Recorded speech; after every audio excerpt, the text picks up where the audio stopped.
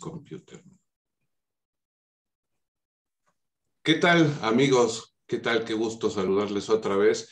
Y además hoy estoy muy honrado y estoy muy feliz y muy contento porque hoy me acompaña, como pueden ustedes ver en la imagen, un grande del autoconocimiento, del desarrollo personal. Y para mí en particular, que ya tuve la fortuna de ser su alumno en algunos temas, en alguna formación que tuve, me parece además un gran profesor y un gran maestro. Me acompaña el día de hoy Xavier Guiche, que está aquí en la imagen y al que le agradezco muchísimo que nos regale a nosotros este tiempo, porque además estamos llevando a cabo esto, no por decir otra cosa, pero en domingo, estamos tomando tiempo de su domingo. Y pues te agradezco, Xavi, enormemente, de verdad, que nos regales este tiempo y tu generosidad y tu sabiduría para compartir de estos temas tan interesantes respecto al desarrollo personal, al Bueno, autoconocimiento. si tú no pusieras la plataforma, tampoco la gente no lo sabría ni me conocería seguramente. Por lo tanto, también cada uno hace su trabajo. En este caso, tú haces un trabajo hermoso y necesario, que es también proporcionar, ¿no? Facilitar el encuentro, facilitar que nos encontremos culturas, países, personas, para compartir un poquito de vida. Entonces, también hay que darte las gracias a ti, por supuesto. Muchas gracias, Xavi. Oye, pues si te parece, para aprovechar el tiempo, vamos a entrar directamente en materia. Con Xavi se podría hablar casi de cualquier tema y podríamos estar un buen rato hablando de diversos temas con él. En esta ocasión en particular quisiera abordar un par de temas, pero vamos a empezar por uno que me parece que es clave y es fundamental para tener una vida pues más satisfactoria o más plena, y es el concepto de aceptación. Yo he leído algo, Xavi, acerca de aceptación. Durante la formación en la que estuve, creo que te platiqué de Gerardo Schmedling, que tiene algunas cosas o desarrolló algo respecto a la aceptación.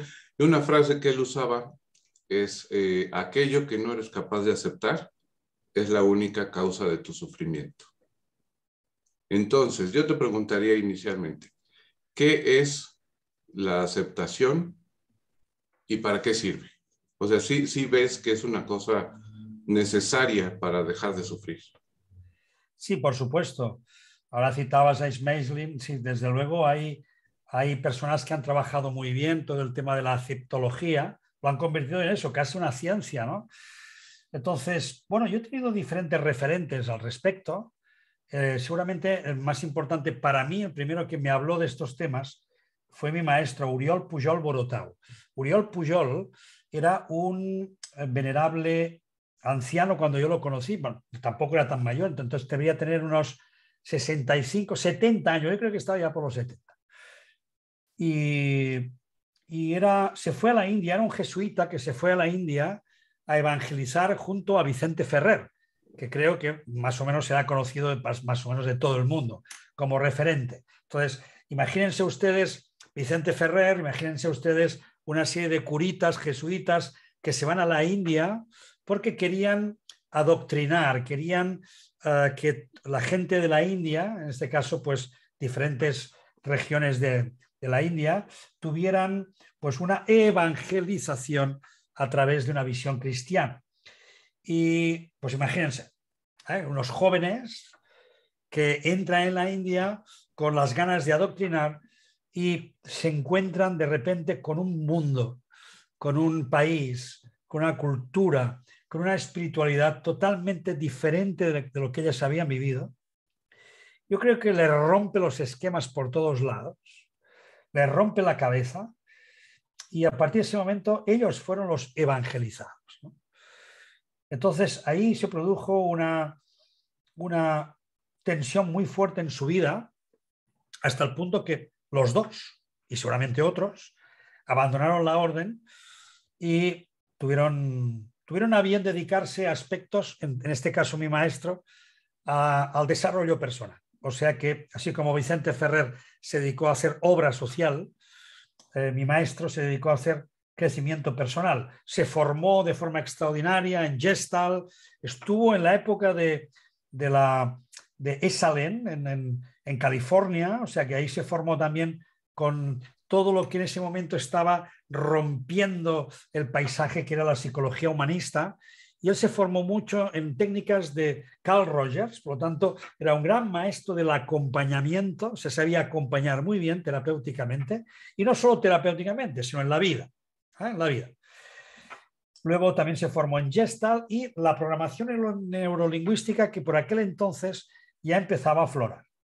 Entonces yo tuve la suerte de tener un maestro que tenía muchas condiciones especiales. Una, que manejaba el mundo oriental y el mundo occidental, la cultura religiosa cristiana con la budista, porque él consideraba que tenía en su vida, había adquirido principios budistas, a la vez que formado en la psicología humanista y siendo también un precursor de la programación neurolingüística. O sea que cuando estabas con él, te encontrabas con una persona multifacética, con una visión y una sabiduría impresionante.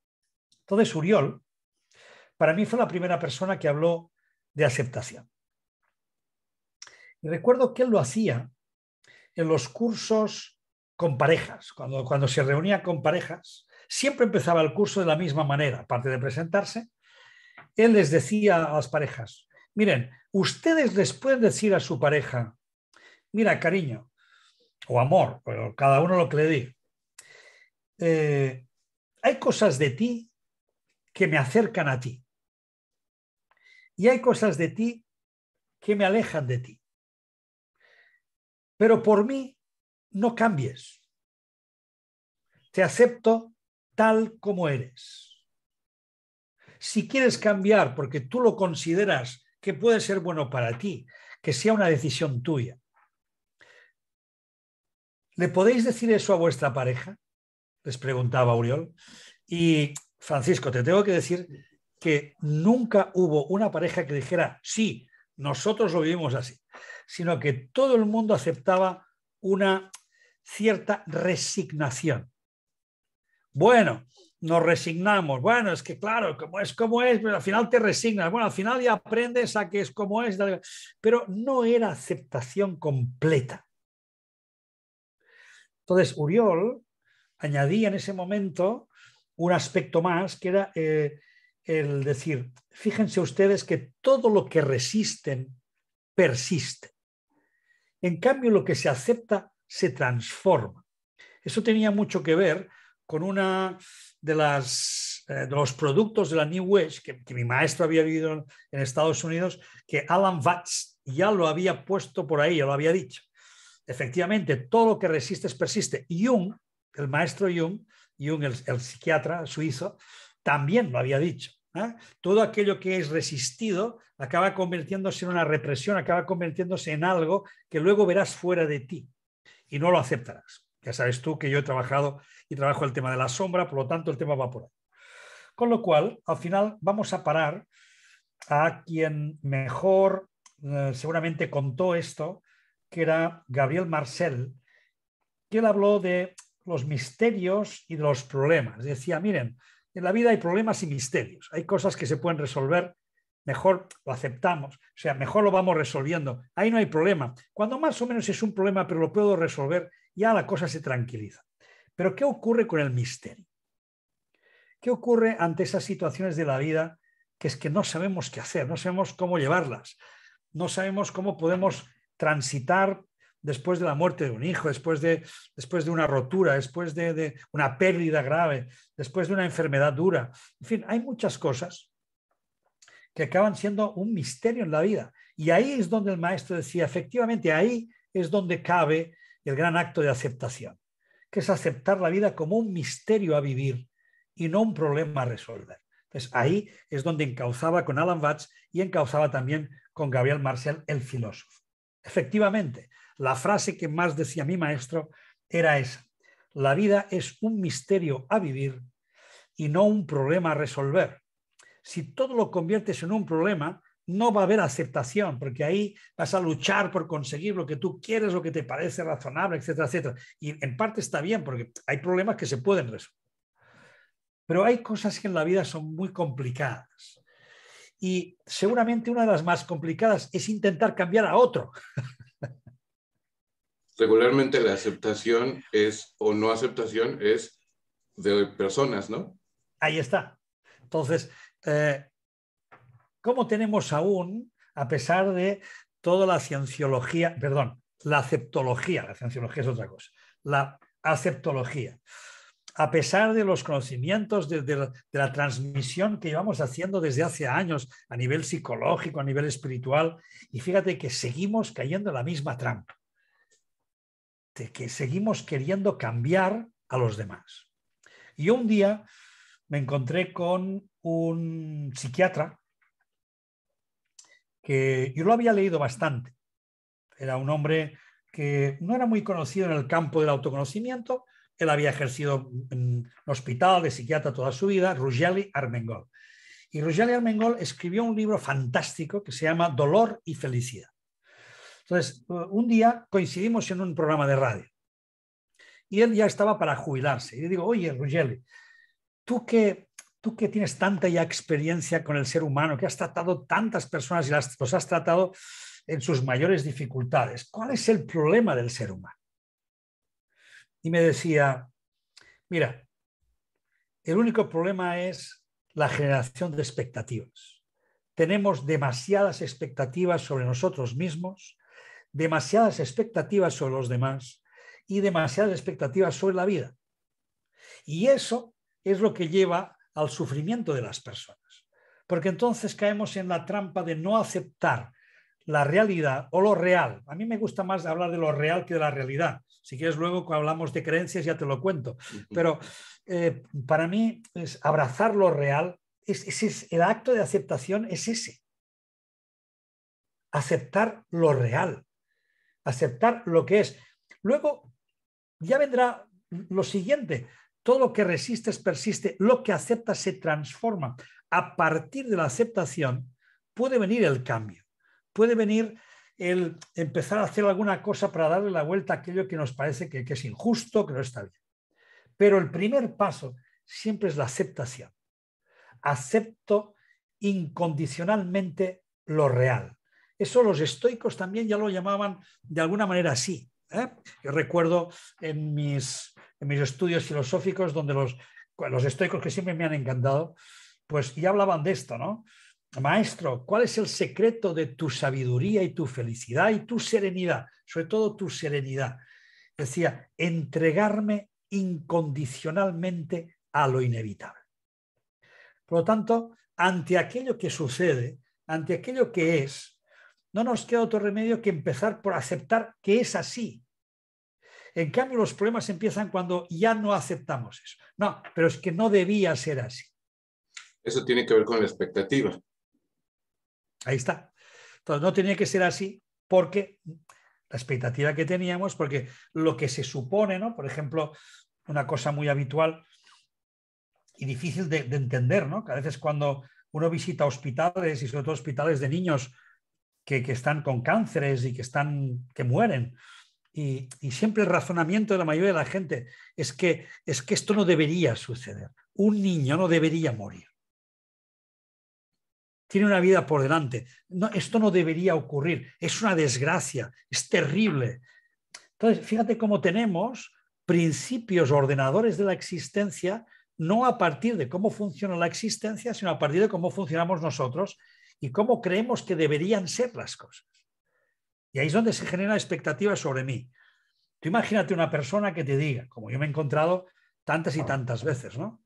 Que te diga, mire, es que mi vida cambió a raíz de aquello que sucedió cuando yo tenía 8, 14, 20 años.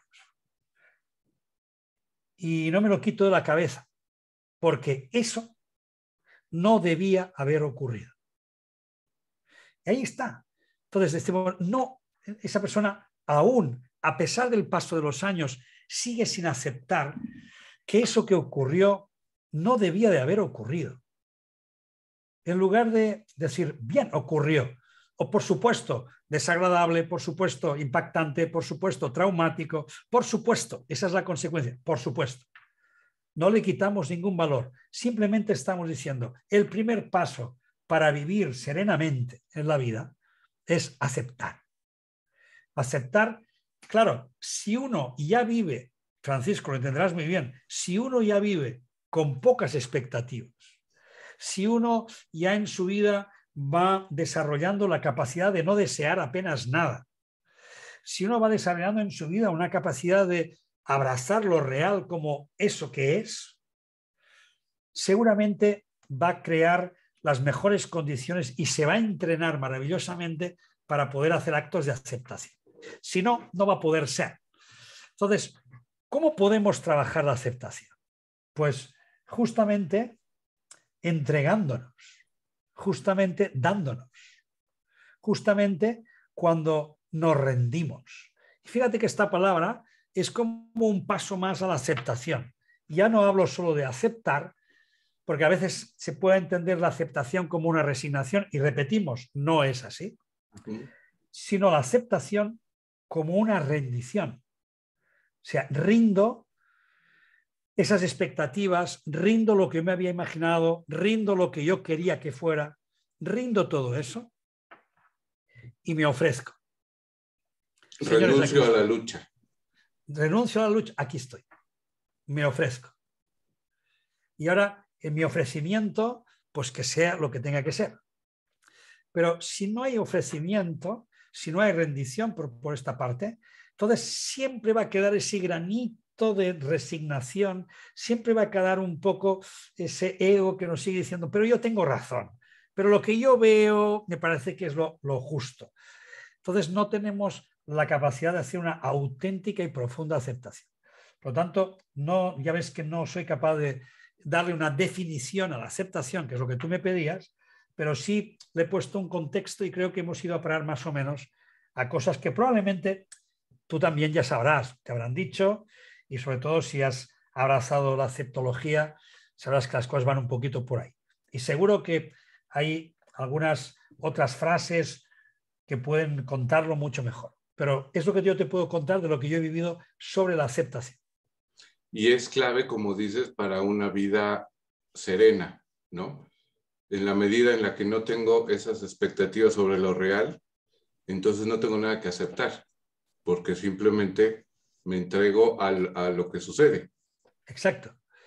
La forma de vivir serenamente, la serenidad la conquista el pasado. Solo te puedes quedar en paz si conquistas tu pasado.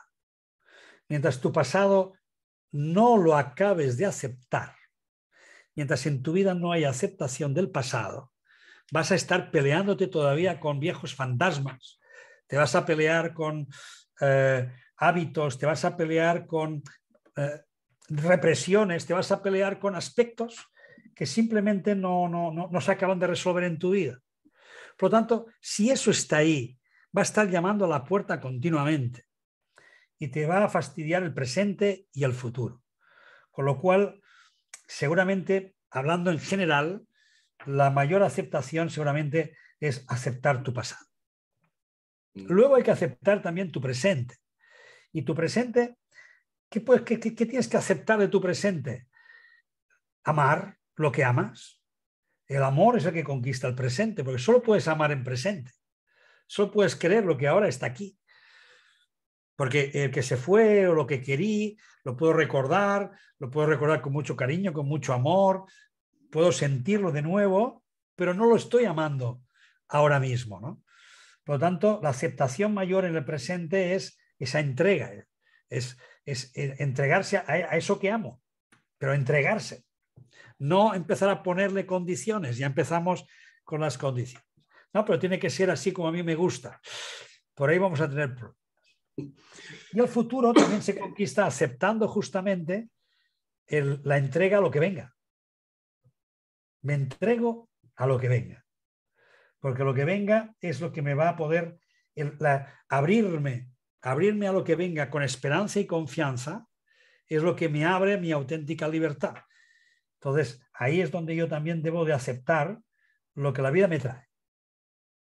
Y cuando decimos, al menos en el lenguaje cristiano, cuando alguien dice por primera vez, al menos a mí me ocurrió, la primera vez que dije en voz alta que sea tu voluntad y no la mía, te entra vértigo.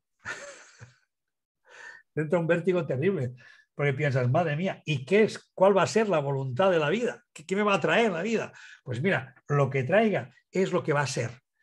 y lo que viene, conviene. Esa también es una frase muy repetida, lo que viene, conviene. Otra, no hay mal que por bien no venga.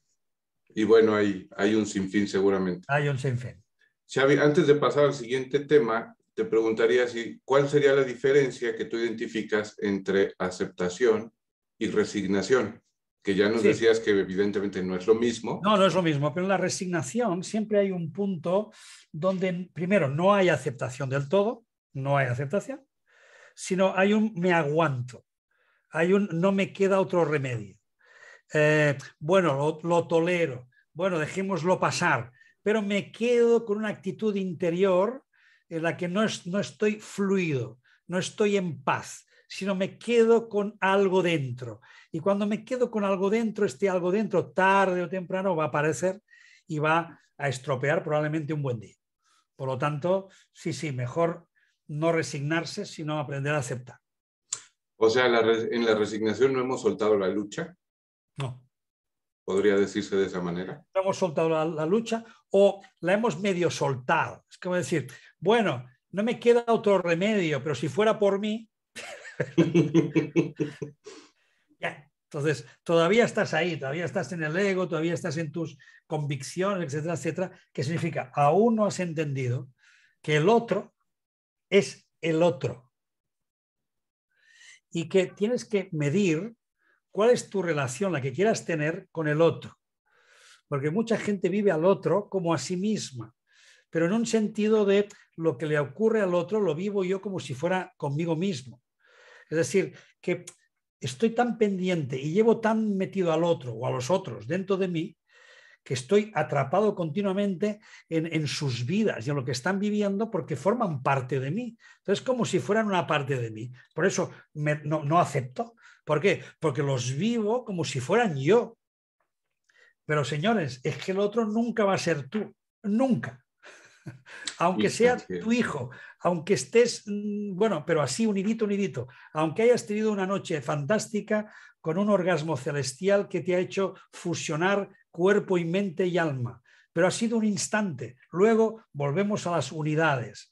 Por eso es tan importante entender el yo, el tú y el nosotros, ¿no? Cómo configuramos esa relación y que esa relación se base en la aceptación.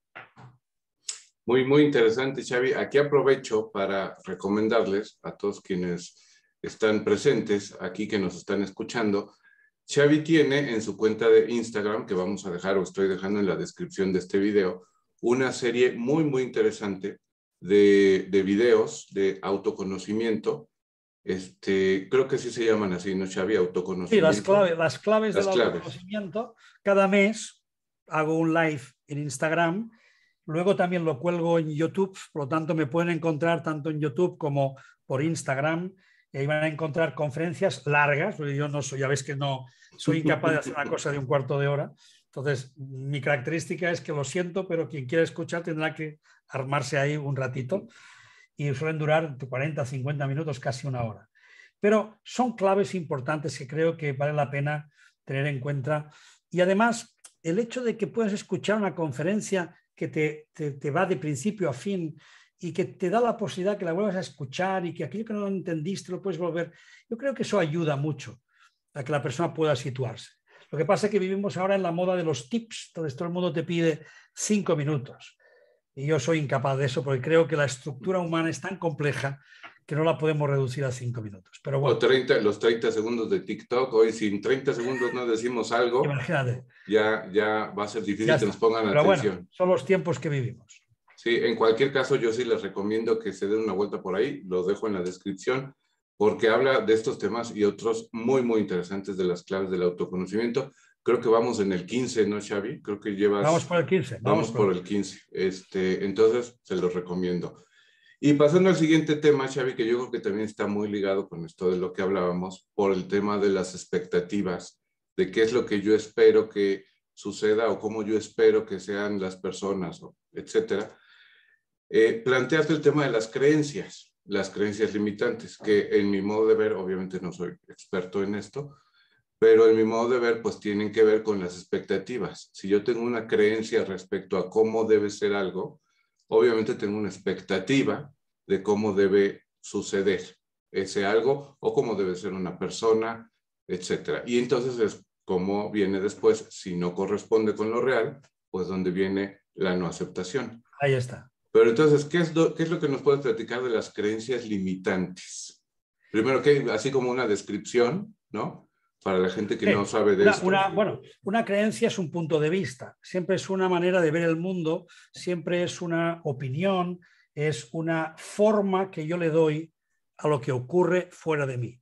Con lo cual, es importante, antes que entrar en el tema estricto de la creencia limitante, es importante entender algo que no es fácil de entender. Y como tampoco es fácil de entender lo de la aceptación, que repito, parece que sí, que todos estamos de acuerdo que hay que aceptar, pero luego se convierte en un conflicto. Del mismo modo, también las creencias, es algo que cuesta un poco de entender. Y fíjate tú, lo que más cuesta de entender, Francisco, es entender que todo aquello que me ocurre no está sucediendo porque algo o alguien ahí fuera me lo está creando. Tenemos por costumbre creer que aquello que estamos viviendo nos lo está causando algo o alguien ahí fuera. Por lo tanto, hay una persona, hay un político, hay una lluvia, hay un terremoto, hay circunstancias, hay un conflicto, hay un asesinato, hay una bronca, hay una palabra que me ha dicho mi madre, hay un comentario que ha hecho no sé quién del trabajo, y eso me ha causado que yo en este momento esté enfadado, que esté triste, que esté emocionado. Estoy como estoy a causa de aquello que sucedió ahí fuera. Eso es una falacia. No es cierto. Si fuera cierto, tendríamos que ver que eso corresponde exactamente a la misma experiencia para todo el mundo. Todo el mundo ante los mismos hechos debería responder de la misma manera, porque, hombre, es un hecho que si una persona dice esa palabra, pues todo el mundo tiene que reaccionar de la misma manera. Pero resulta que sabemos que no es así. Incluso nosotros mismos no siempre respondemos de la misma manera ante las mismas cosas. Por lo tanto, lo primero de todo es entender que la realidad me la genero yo. No que yo esté generando la realidad de ahí fuera. Cuidado, que esto a veces se ha interpretado mal. Yo ahí fuera participo de la co-creación del mundo, pero formo parte de él. Por lo tanto, yo no estoy generando toda la realidad. La realidad se genera sola porque ya tiene su propia manera de expresarse, de ser, y ese entramado que llamamos vida, que está todo entrecruzado, que va dando resultados continuamente, pues eso es lo que está ocurriendo, y de los resultados que da, pues algunos me llegan y me traen buena suerte y otras me traen mala suerte. Pero al final, la lectura final sobre lo que ocurre ahí fuera, esa me la hago yo. Por lo tanto, no podemos decir que la realidad me la generan las cosas de fuera, sino que la realidad me la genero yo. Este es el principio número uno para entender lo que viene después. Porque claro, si no entiendo eso, entonces mis creencias van a estar basadas, como la mayoría de la gente cree, según las experiencias. No, porque según las cosas que pasan ahí fuera, según lo que han hecho, según lo que han dicho, según lo que me ocurrió en su momento, yo creo, yo considero las personas son malas, las personas que visten así son fatales, las personas que visten de amarillo son muy buenas, las que visten de blanco son peligrosas. Entonces, vamos poniendo etiquetas en función de lo que hemos vivido, y esa etiqueta, puntos de vista, formas de experimentar, formas que le hemos dado a la experiencia, eso creemos que viene de fuera, cuando en realidad lo hemos creado nosotros mismos. En parte ha sido creado anteriormente por nuestros ancestros, por lo tanto, también arrastramos un largo bagaje de creencias, puntos de vista, opiniones y cosas que han sucedido en mi casta familiar y en toda la evolución humana. Entonces, yo como ser humano soy depositario de prácticamente gran parte de lo que ha ocurrido en la humanidad y también gran parte de lo que ha ocurrido en mi familia. Por lo tanto, hay muchas creencias, formas de ver, puntos de vista que están ya heredados de alguna manera, adoctrinados o traspasados de una familia a otra familia. Por lo tanto, yo estoy lleno de consideraciones, lleno de ideas sobre la vida, sobre la existencia, sobre cómo son las cosas. Y eso son formas que yo le da. Entonces, la gente cuando le ha dado una forma, primero cae en la trampa de considerar que eso se lo ha creado alguien o algo desde fuera, y la segunda es que eso es verdadero porque lo ha experimentado. Pero claro, si la base de la creencia es la experiencia, entonces una experiencia, como hemos dicho antes, que me ocurrió cuando tenía 8 años, resulta que sigue teniendo sentido hoy a los 35 o a los 61. Entonces, no puedo decir que mi creencia se base en una experiencia, porque entonces está absolutamente reactiva, está atrapada en algo que ocurrió, pero es algo que con el tiempo yo puedo cambiar, yo puedo modelar, yo puedo verlo de otra manera, puedo significarlo, tener otro punto de vista, incluso puedo crear una nueva consideración, una nueva creencia que me lleve a una nueva experiencia sobre aquello que me pasó. Los perros son peligrosos porque un perro me mordió cuando tenía 12 años y desde entonces no soporto a los perros. Bueno, lo entiendo, tu sistema límbico te tiene condicionado, pero sobre todo lo que te tiene condicionado es la creencia de que los perros son peligrosos. Porque uno, un día, una vez, no fue bueno contigo. Con lo cual, esto con el tiempo puede ser que te necesites cambiarlo. O bien porque alguien te aconseja mejor que tengas un perro, o porque te encuentras con una pareja que tiene un perro, o te encuentras simplemente que vas por el mundo y hay perros. Pues tendrás que irte creando una nueva condición para que tu creencia no te esté limitando. Pero lo que te está limitando no es la creencia, sino es la creencia de que aquello es real por la experiencia. Entonces, fíjate que hemos dicho 2 puntos de vista a través de los cuales se genera mal la creencia, que puede ser muy limitante. Lo que me viene de fuera y lo que he experimentado. Entonces, no se nos ocurre en ningún momento plantearnos eso que ocurrió o eso que he creado. Otras personas también lo han vivido y no lo han creado igual que yo. Le han dado otro sentido, con el tiempo lo han cambiado, lo viven de otra manera o al cabo de poco ya estaban curadas de ese problema que yo todavía arrastro. Entonces, si eso es así, significa que las cosas pueden cambiar. Pero ¿cómo pueden cambiar? Bien, pues o cambio la experiencia, me acerco a los perros, o cambio mi creencia de que la experiencia es cierta. Bueno, fue cierta, hoy no lo es. ¿Y sabes por qué no es cierta hoy la experiencia? Porque hoy, afortunadamente, puedo decidir crear todo de nuevo. Por lo tanto, aquella experiencia que viví, hoy puedo decidir que sea de otra manera. Por lo tanto, somos creadores en tanto que estamos siendo personas narrativas, que nos contamos las experiencias, nos contamos lo que vivimos y en el contarnos estamos creando una realidad. Recuerda la expresión averaj kedavar, que en sánscrito, no, en arameo significa, lo ves escrito y verías que pone abracadabra. Entonces, abracadabra históricamente lo hemos entendido como lo que Disney nos enseñó a hacer a través de una varita. Y la verdad es que no es así. Lo que debería decir averaj kedavar es creo realidad hablando. Por lo tanto, cuando yo estoy hablando, estoy generando realidad. ¿Por qué te crees que hoy tienen tanta prédica y están funcionando también las afirmaciones positivas? Por eso. Porque a través del coaching estamos trabajando, o la mayéutica está trabajando ya para cambiar o resignificar experiencias que tú has tenido. ¿Por qué es importante que escribas una y otra vez aquello que te pasó hasta que llega un día que dices, ay, es que ya estoy harto de lo que me pasó? Bien, ya cambió por fin. Pero necesito que haya un cambio, una resignificación de aquello que yo creé. Entonces, nuestra mente está llena de creencias. Lo que es importante saber es que todo aquello que yo he construido como creencia, he creado, o me han creado y yo he aceptado por adoctrinamiento, todo lo que sea creencia en mí está actuando en mi vida como un filtro. Por lo tanto, es como si me pusiera unas gafas que llevan un filtro que me hacen ver las cosas de una manera determinada. Entonces, cuando yo veo las cosas de esa manera, creo que son así. Por lo tanto, las vivo azules, blancas, negras, son así. ¿Por qué? Porque cuando miro fuera con gafas de color amarillo, ¿qué es lo que veo fuera? Todo lo que es amarillo. Hombre, pero mira, hay cosas rosas, hay cosas blancas. Poca cosa, le quito importancia, no lo quiero ver. Solo quiero ver lo que está determinado por mis creencias.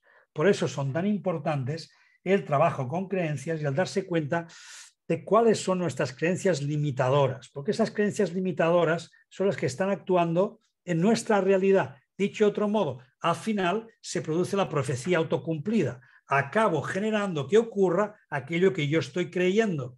Y yo digo que no quiero que pase eso, pero en realidad lo que estoy creyendo es otra cosa. Y como lo que creo es lo que creo, esa es la intención que funciona fuera. ¿Y fuera qué se manifiesta? Se manifiesta lo que yo he creado. Pero cuando digo se manifiesta, no significa que de golpe porrazo yo he creado un accidente, sino que al encontrarme con un accidente, la manifestación de un accidente me pone a mí en la atención fijada en aquello que yo creo. Por lo tanto, aquí es donde entra de pleno una palabra mágica, que es la palabra atención. Entonces, la atención es la que vamos dirigiendo según las creencias que tenemos puestas aquí. Y esas creencias son las que nos hacen ver las cosas de una manera o de otra, pero sobre todo nos hacen vivirlas de una manera o de otra. Y lo que es importante es saber considerar que aquello que yo creo, lo creo yo, pero no tienen por qué los demás ni verlo, sentirlo, crearlo, igual que yo.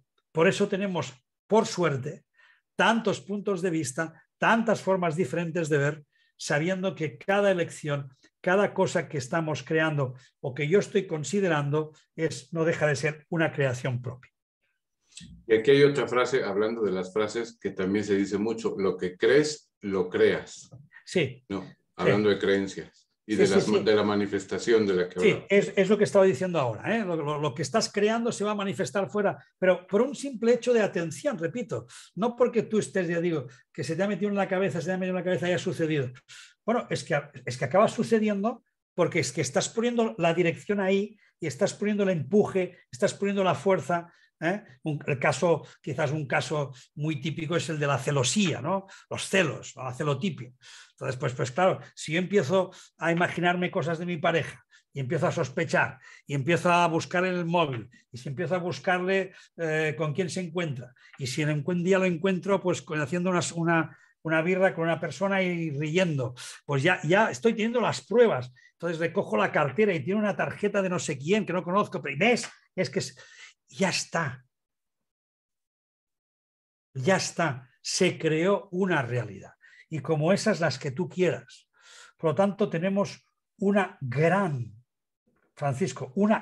responsabilidad en ser al menos responsables de aquello que estamos creando. Porque eso es nuestra creación, repito. Las cosas que luego suceden no suceden solo porque nosotros queramos, suceden por un sinfín de aspectos que se unen y que dan resultados. Pero de lo que vaya a resultarse, yo voy a poner la atención y lo voy a llevar hacia donde yo estoy creyendo. Por lo tanto, creo, crea. Creer es crear. Ahora, esto, Xavi, sucede desde que nacemos, ¿no? La parte del adoctrinamiento, que son creencias basadas en experiencias ni siquiera nuestras. Ni siquiera nuestras. Probablemente de nuestros padres, abuelos, etcétera, ¿no? De la cultura en general. Y ya conforme avanza la vida, pues vamos, y esa es la pregunta, o sería una pregunta, ¿vamos generando más y más creencias a lo largo de toda la vida? ¿O son solo las de ciertos años en la infancia? Mira, las que tienen que ver con los primeros 6 años de vida, esto nos lo cuenta muy bien Eric Berne cuando hace el análisis transaccional, esos primeros 6 años de vida, lo que probablemente se escribe es el guión. Y el guión de nuestra vida, que luego se va a repetir y repetir y repetir y repetir hasta que no pongamos mano, ese guión se crea en estos primeros años a través precisamente de los relatos que hacen nuestros papás sobre nosotros. Y según el relato seremos triunfadores o seremos fracasos, seremos tontos o seremos útiles, seremos princesas o seremos sapos. Todo va a depender de los guiones que hemos ido escuchando y esos guiones luego van a convertirse en nuestro plan de vida hasta que nos damos cuenta que eso nos lo metieron dentro y hay que cambiar.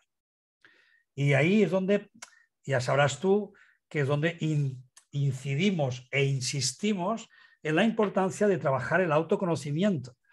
Porque el autoconocimiento no es solo darte cuenta de estas cosas, que también, porque eso es la parte del autoconocimiento que nos permite ser más autoconscientes. Por lo tanto, crear, aumentar nuestra capacidad de ser más autoconscientes nos da, en rigor, una mayor fortaleza para entendernos y conocernos un poco como personas. Pero luego la segunda parte del autoconocimiento es, bien, pero ¿qué más puedo hacer? ¿Qué herramientas, qué metodologías prácticas hay en mi vida para que yo pueda transformar todo eso y pueda dirigir mi vida hacia aspectos más profundos, más del alma o del espíritu, según cada uno como lo sitúe, que me lleven a entender qué soy y no solo cómo soy? Porque el cómo soy no se acaba nunca. Uno se pasa toda la vida descubriendo guiones, patrones, atribuciones, prohibiciones, negaciones, represiones. O sea, se pasa la vida descubriendo cosas y siempre dice, madre mía, pero al final llega un momento que ya te importa poco. Por eso se dice que a cierta edad uno ya hace la paz consigo mismo, que es como decir, ya no me quiero cambiar. Ya no me quiero cambiar. Bien, eso es un primer buen paso. No me quiero cambiar, pero está bien que me conozca, pero no para ser de otra manera, sino para saber cómo funciono. Y, desde luego, si hay cosas que me hacen funcionar mal, pues que pueda funcionar mejor, por supuesto. Pero, sobre todo, trascender esa visión de personalidad, esa visión solo de esquema caracterológico y adentrarme más en la naturaleza profunda de qué soy, ¿no? En realidad. Y a partir de ahí ir abriendo espacios interiores donde uno se siente apaciguado, tranquilo, y no le importa tanto ya si soy, si no soy, porque el juego entre el soy y el no soy me mete en el personaje, entonces el personaje no acabo nunca y siempre me siento mal conmigo y siempre tengo muy en cuenta a los demás y ahí me pego unos líos que son de miedo. Por lo tanto, todo eso que estoy diciendo se basa fundamentalmente en creencias. Entonces, ya para ir, ya estamos casi cerrando. Xavi, la pregunta es, después de los 6 años que ya se escribió el guión, ¿no?, del que nos hablabas, conforme vamos creciendo, incluso jóvenes o adultos, por otras experiencias que hemos tenido o traumas, vamos a decirlo así, golpes emocionales fuertes, ¿se siguen creando creencias? Sí. No, porque, claro, si fíjate, si hemos dicho, te voy a poner una imagen que creo que es una metáfora que es muy clara, o una imagen muy clara, ¿no? Uno va poniendo piezas del puzzle de su vida, va viviendo y va poniendo piezas, ¿no? Me pasó esto a los 6 años, luego me pasó esto a los 8, fíjate a los 15, ese primer amor, luego me dejaron, me hicieron ghosting, ahora se llama ghosting. Bueno, pues, me hicieron tal. Bien, entonces uno va poniendo piezas hasta que llega un momento y dice, ahora ya he puesto todas las piezas, ya me puedo ver a mí, ya me veo. Yo soy este o soy esta. No. Por Dios, ese es el error. Identificarte con la imagen que tú has ido construyendo o que los demás han ido construyendo de ti. Tú no eres la imagen del puzzle. Tú eres el constructor del puzzle. Tú eres el que quita y pone piezas. Por lo tanto, a lo largo de toda una vida, vas a tener la ocasión de, por supuesto, tener creencias, porque es que no podemos no creer en nada. Porque ya creer que no creo en nada es una creencia, es decir, que siempre vamos a estar. Lo que importa es que yo me acuerde siempre de que no es que yo sea pasto de las creencias, sino que soy el constructor. Por lo tanto, si soy el constructor, soy quien decide darle o quitarle fuerza o importancia a lo que creo. Soy yo el que tengo que decidir en qué quiero seguir creyendo o en lo que creo que debo dejar ya de creer. Y es inteligente hacer ese ejercicio y cambiar de opinión cuando sea necesario, porque es la manera de crecer. Si no, quedamos atrapados en cosas que están construidas desde hace muchos años y que lo único que hacen es que nuestra vida sea una repetición continua. Entonces, no somos una una repetición, ni tampoco la imagen de un puzzle, que es así y ya no le vamos a hacer nada y ya no le vamos a cambiar. No, no, no, es que usted no es eso. Descúbrase como constructor y como constructor dése cuenta que quien está poniendo la mirada, la atención y generando relatos y poniendo palabras y etiquetas a las cosas es uno mismo. Claro que uno está influenciado también por el entorno, entonces tenemos muchas creencias sociales, muchas creencias que están armadas por los medios de comunicación, por las modas, por lo que veo que los demás también están haciendo. Entonces voy armando por ahí creencias que las adoctrino o de las que me rebelo, porque también hay gente que se rebela. No, pues yo en contra de todo eso. Sí, pero un programa en contra tampoco es una creencia generada por ti, sino es un rebote, es una creencia generada por ir a la contra. Por lo tanto, qué importante es entender esta tarea de constructores, entender que somos realmente creadores y nuestra creación más importante es darle forma a las cosas. Y le damos forma a las cosas cuando le ponemos ya una palabra y la sentimos de una determinada manera. Entonces le hemos dado una forma y esa forma queda impregnada, queda imprimida y parece que se quede ahí para toda la vida. Pero no es cierto, porque siempre seguimos estando en el lugar del que quita y pone. Hijo, bueno, así decimos aquí en México, híjole, Xavi, es que, como decía al inicio, podemos estar hablando, bueno, yo podría estar hablando contigo de estos temas horas y horas sin fin y así, sin darnos cuenta, ya pasó prácticamente la hora, ya pasó una hora y muy, muy interesante y podrían pasar muchísimas más. Pero bueno, finalmente ya se nos acaba el tiempo en esta ocasión. Te agradezco muchísimo nuevamente este espacio que nos regalaste y tu generosidad, que te lo he dicho siempre por Instagram, en todos lados. Es verdad, es verdad. Me parece que eres una persona muy generosa y te lo agradezco. Y independientemente de cuándo se vea o se escuche esto por nuestros seguidores, los más de 600 seguidores, lo estamos haciendo a inicios de 2022. Entonces, para cerrar, Xavi, ¿algún deseo, alguna palabra, algún comentario para ellos para 2022? Sí, que no tengan propósitos, que vayan muy en cuenta a la hora de crearse muchos deseos, porque seguramente lo que nos lleva peor a lo que queremos conseguir es el deseo. ¿Por qué? Precisamente porque lo deseamos demasiado. Entonces, el deseo se convierte en algo que nos lleva a que el balanceo esté hacia un lado, esté como muy apretando hacia un sector, esté yendo detrás de ese deseo, pero como ese deseo no lo acabo de obtener, me cuesta, no es fácil, etcétera, etcétera, voy perdiendo gas, me voy desanimando y me doy cuenta al final que por tanto desearlo, morí en el intento. Por lo tanto, es mucho mejor tener clara la intención y estar dispuestos a recibir y a tener eso que queremos y darlo por hecho. Pero ya no preocuparse más, no desearlo, no desear. Porque de verdad, cada vez me doy más cuenta de que esa es una de las grandes trampas en las que caemos. Hay que diferenciar, creo que es interesante, ahora que estamos en la época de los propósitos, diferenciar entre intención y deseo. La intención es lo más importante.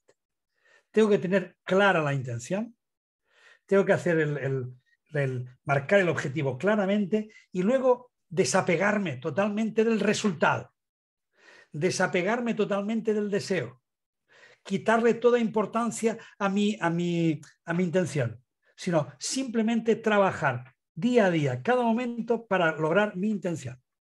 Por lo tanto, estar en el paso, estar en cada paso y también estar dispuesto a que las cosas no salgan como habíamos pensado.